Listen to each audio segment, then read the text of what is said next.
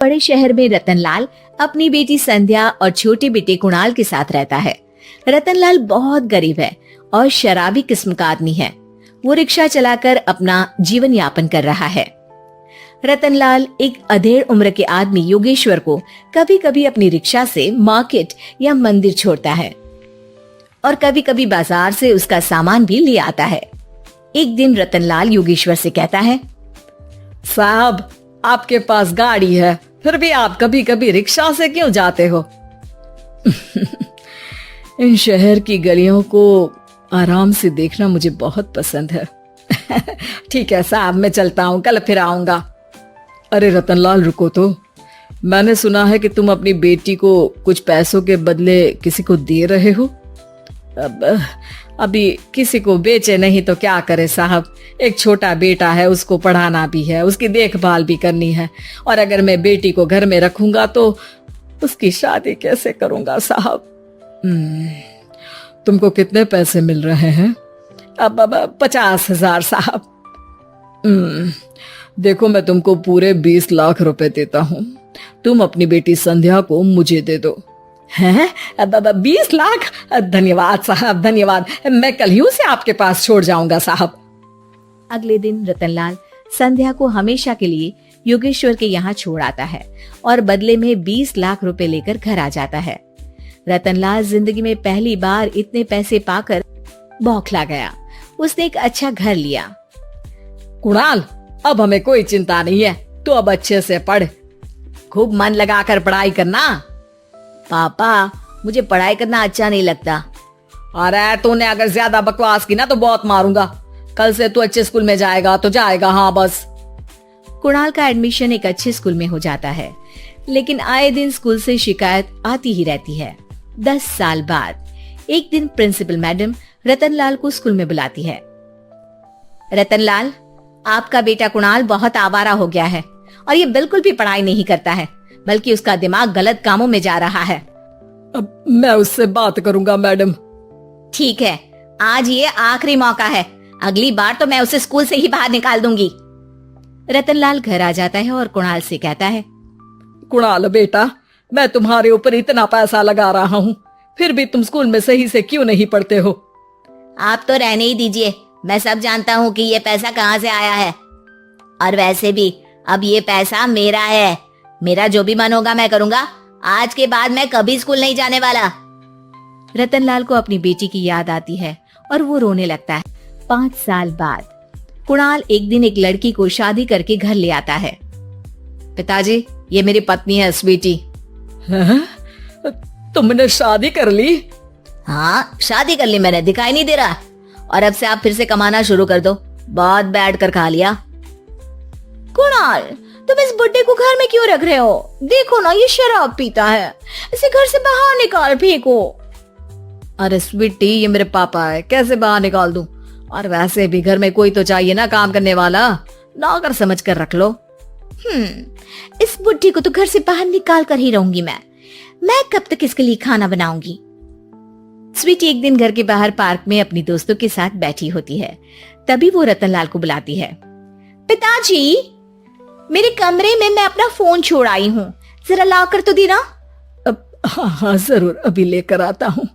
Ratanlal phone लेकर आ जाता है। कुछ समय बाद स्वीटी के फ्रेंड्स भी चले जाते हैं। स्वीटी अंदर आकर शोर मचाती है, चोर चोर। कहाँ है चोर? मुझे तो यहाँ कुछ नहीं दिख रहा। अरे ये अलमारी खुली पड़ी है, जरूर किसी चोर ने ही खोली होगी। अरे कौन आया था यहाँ तो पिताजी आए थे बस। अरे बहू, मैं चोर नहीं हूँ। मुझे तो आप पर अब बिल्कुल भी विश्वास नहीं है पिताजी, क्योंकि जब आप पैसे के लिए दीदी को बेच सकते हो तो आप चोरी भी तो कर ही सकते हो। अरे लेकिन वो सब तो मैंने तेरे भले के लिए किया था ना। मैं तो कहती हूँ कि हमें इनकी कमरे की तलाशी लेनी चाहिए। तुम बिल्कुल सही कह रही हो, चलो। स्वीटी और कुणाल दोनों रतनलाल के कमरे की तलाशी लेते हैं और उन्हें वहाँ स्वीटी की ज्वेलरी और पैसे मिल जाते हैं। मैं तो पहले ही जानता था कि चोर आप ही हो। निकल जाओ मेरे घर से और दोबारा अपनी शक्ल मत दिखाना। रतनलाल आंखों में आंसू लिए घर से निकल जाता है। स्वीटी मन ही मन सोचती है, आज तो मेरी प्लानिंग सफल हो गई। जैसा मैं चाहती थी ऐसा ही किया और बड़ी आसानी से उस बुड्ढी को चोरी का इल्जाम लगाकर घर से भगा दिया। रतनलाल की हालत अब ज्यादा खराब हो गई और वो सड़क पर बैठकर भीख मांगकर खाने लगा। एक दिन वहां एक गाड़ी आकर रुकी और सड़क पर बैठे सभी भिखारियों को अपने सेंटर ले गई। एनजीओ की मालिक संध्या एक एक करके सभी को सुविधा मुहैया कराती है। तभी उसकी नजर रतनलाल पर पड़ती है। पिताजी, संध्या तू? पिताजी आपकी ये हालत कैसे हुई? ये सब मेरे बुरे कर्मों की सजा है जो मुझे मिल रही है। मुझे माफ कर दे बेटी।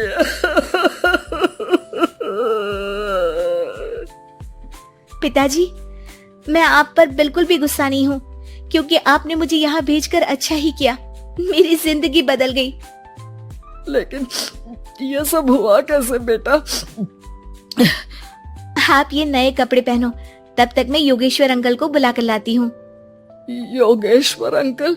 हाँ अंकल। योगेश्वर जी ने तुझसे शादी नहीं की थी? नहीं तो पापा, उन्होंने तो मुझे पढ़ा लिखा कर इस काबिल बनाया है कि मैं आज सबकी सेवा कर पा रही हूँ।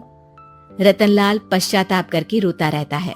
तभी योगेश्वर भी वहां आ जाता है। रतनलाल जी, आपकी ये हालत कैसे हुई? इतने सारे पैसों के बावजूद भी?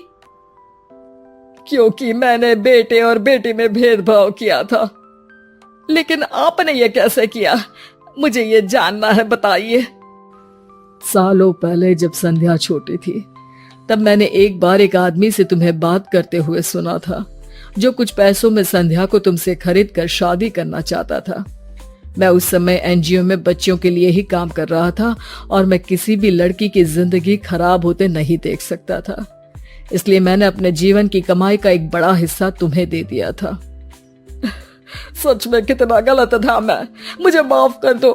अब आप दोनों मेरे साथ घर चलो और आज मैं अपना सच्चा प्रायश्चित करना चाहता हूँ। योगेश्वर और संध्या रतनलाल के साथ घर जाते हैं। स्वीटी दरवाजा खोलती है। चोर भिखारी, तो फिर से आ गया? चल भाग यहाँ से बुड्ढे।